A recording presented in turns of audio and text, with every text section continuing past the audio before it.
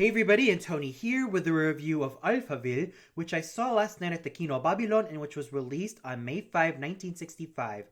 This film was directed and written by Jean-Luc. It was produced by André Michelin. The cinematography was done by Rolf Kuttau. The music was composed by Paul Mizrachi. It was edited by Agnès Guillemot, and it starred the talents of Eddie Constantine, Anna Karina, Akim Tamirov, Howard Vernon, Jean-Louis Comolli, and Jean-André Fieschi. Now, I came into this film with no expectations whatsoever, nor did I even know the backstory behind Alphaville.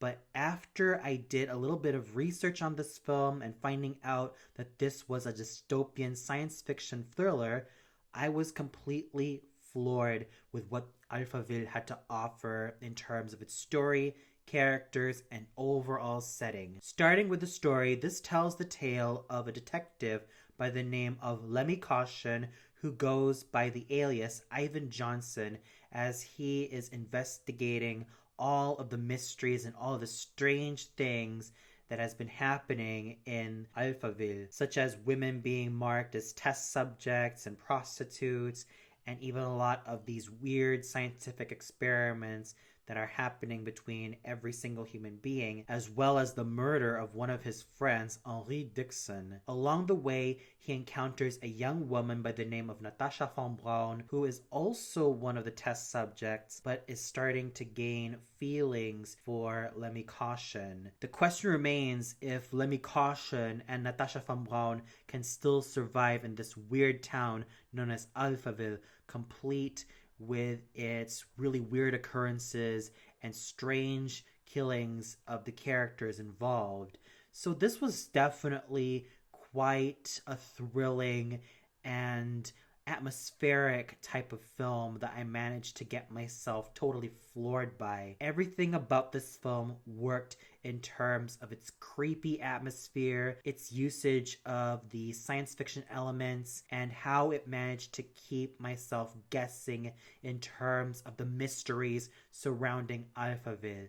Everything about the story was well executed, complete with a lot of tension, and I definitely felt my hair stand on end every time I watched the story unfold. The cinematography was just as effective and just as thrilling.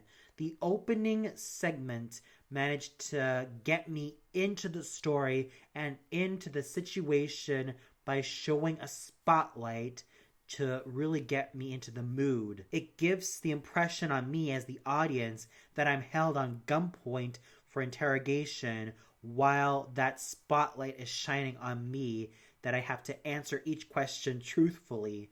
So that was definitely quite a strong opener, and the overall mood and the overall feel of the fictional city of Alphaville was quite wonderful, even though it's shot in real-time Paris, and even though a lot of the technology and the effects of the time didn't really scream anything that's typical of a science fiction film. But what lacked in terms of the quantity, especially when it comes to the effects and the technology and trying to make it all science fiction-y and all that stuff, it definitely compensated with quality, as it managed to use a subtle use of the technology that is found, and it was able to put me into the universe of Alphaville, where strange things happen, such as when men get shot at and eventually stabbed at by women who are swimming in a swimming pool. Now that is definitely something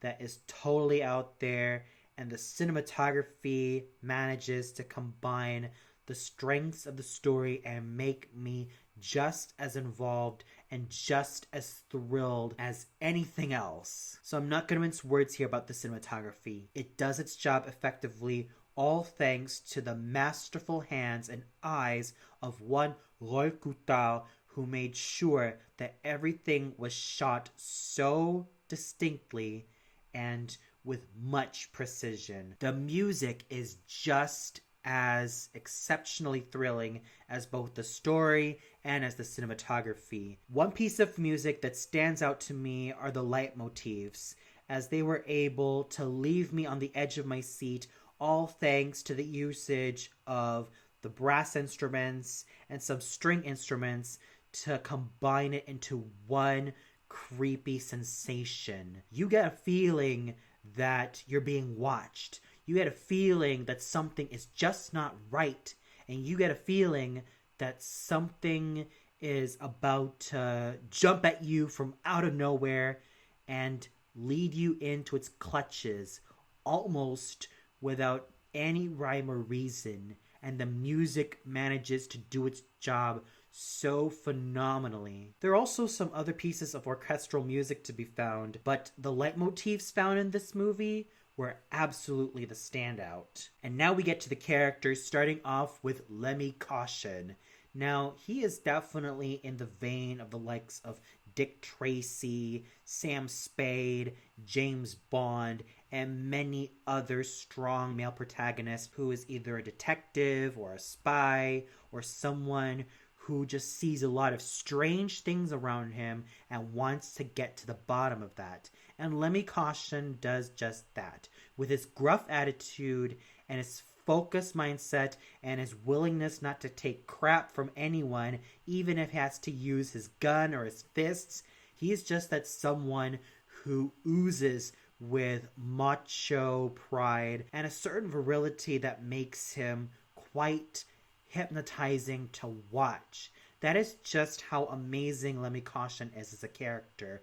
You might think that he does come off as stone cold, emotionless, and someone who's completely deadpan, but he does have his moments where he does show a little bit of humor, and he's someone who does show some type of charisma in his personality. But what makes him stand out is just how strong-minded and just how focused and virile he is as a character. Natascha von Braun might come off initially as nothing more than a blank slate and someone who might end up being the designated love interest, but she's nonetheless a rather endearing character in her own way. She is someone who complements Lemmy Caution's more virile, stone-cold nature by having her be a lot softer in terms of her personality and basically make her quite an ingenue and a bit of a sweetheart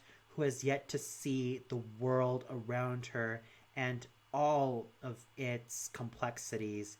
She's even someone who is surprisingly smart, thus showing a great deal of character development. Ali Dixon is a very close friend of Lemmy Caution, and even though his character isn't particularly deep, and even though he does end up getting killed off, he still manages to leave quite the impression on me, given how he is one of the characters that is the catalyst of everything that is going wrong and everything that is going really strangely in the city of Alphaville. Professor von Braun, or Professor Leopold Nosferatu, is essentially the father of Natascha von Braun, and he basically comes off more as the creator who has all of these secrets and all of these goings on that are happening in Alphaville, and only he is basically aware of everything that is going on, and he does come off as sort of a mad scientist without going way too over the top. The two professors found in Professor Jekyll and Professor Hyde are basically the evil scientists who basically want to keep Lemmy Caution's mouth shut and not let him reveal everything that is going wrong in Alphaville. So overall, the characters are very fascinating and rather intriguing to watch, especially when Lemmy Caution leads the helm as a very strong-minded and focused male lead. The acting is just as brilliant. Eddie Constantine uses his fine diction and his overall strong screen presence to make Lemmy Caution a fascinating enigma of a character, and he also uses his brand of toughness, strength, focus, determination, and not willing to take crap from anybody to make him all the more wonderful as a character. He really knew how to make Lemmy Caution a very well-rounded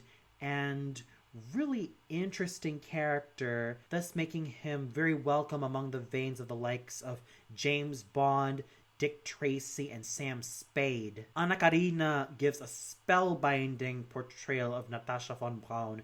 You might think that just because she's very pretty on the outside and has this sort of ingenue quality about her, you might think that she might come off as cloying and too childlike for one's tastes. But not Anna Karina. She manages to give Natascha a lot of longing in terms of wanting to become a lot more human, and she was able to make her quite deep as a character and not just the looker. Akim Tamirov manages to make a great use of his strong screen presence to make the thankless character of Henri Dixon come alive, and for that, his skills as an actor show with flying colors. Howard Vernon exudes menace and a dark sense of charm as Professor von Braun, aka Leonard Nosferatu, as he was able to use that to his advantage and make him come alive as a character. Let's also not forget about